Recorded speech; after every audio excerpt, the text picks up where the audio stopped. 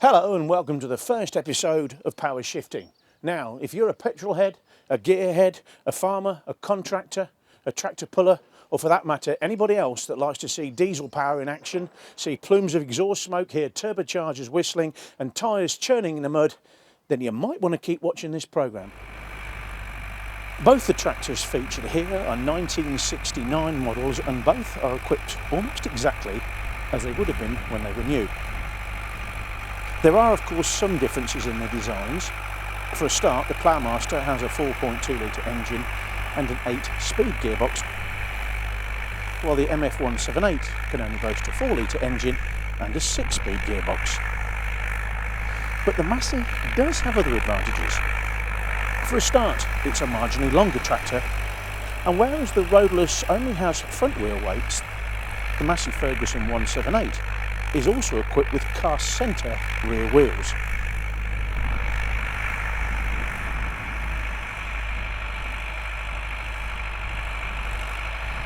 So, in order to evaluate just how well these tractors really do perform, we decided that we'd put them to the test.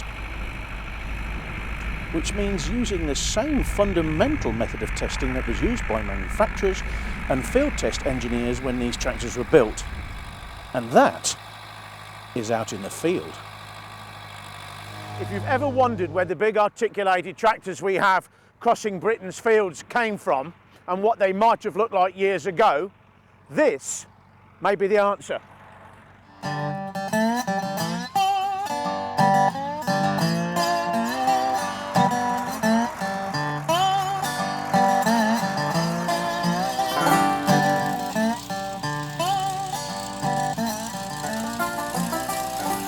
Virtually everyone watching this will have seen a big articulated tractor at work, but you could probably count on one hand the number of people who have ever seen a Wagner pouring its way across a British arable field.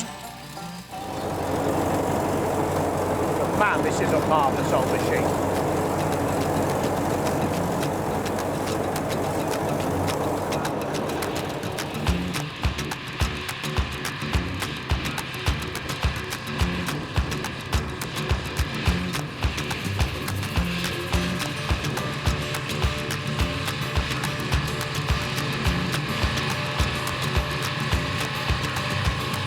In 1961, Wagner's tractor division was purchased by FWD, a fire truck manufacturing corporation from Wisconsin.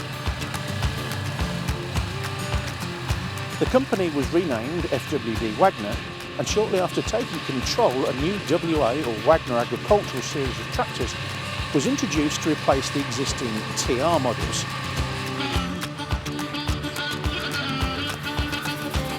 In addition to 3 larger models, a new compact version called the WA4 was introduced, featuring a 3-cylinder 2-stroke Detroit diesel engine.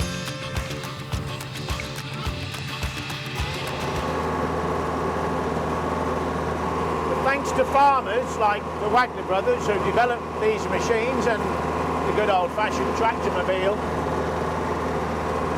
tractors like this have now become a mainstay in big arable farming around the world, including here in the United Kingdom.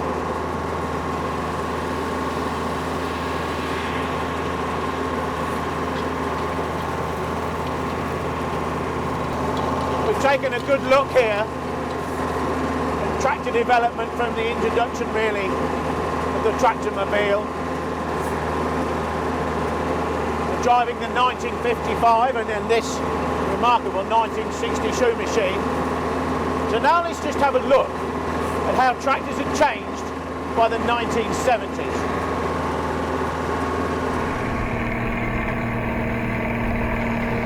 There's something magnificent about driving this tractor. There's something about it that just, it's so crude, it's so basic, but it's an inspirational feeling driving it.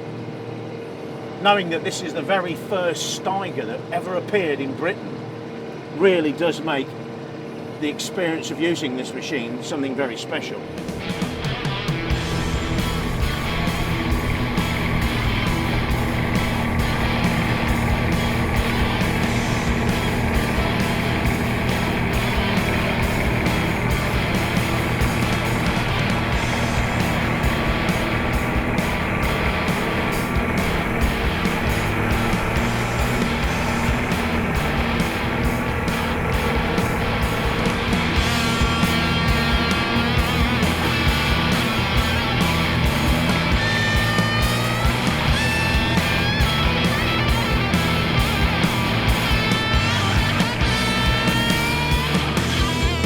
late 1970s, Steiger was already building tractors for Ford. In 1980, David Pearson's wish finally came true when Ford introduced this, the FW60.